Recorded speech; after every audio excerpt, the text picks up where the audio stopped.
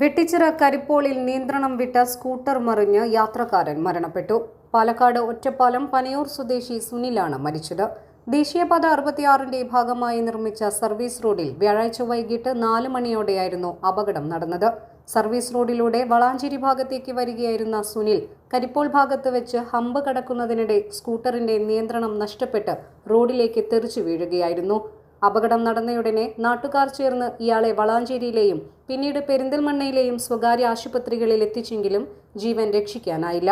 ഗുരുതരമായി പരിക്കേറ്റ് ചികിത്സയിലായിരുന്ന സുനിൽ ഇന്ന് രാവിലെയാണ് മരണത്തിന് കീഴടങ്ങിയത്.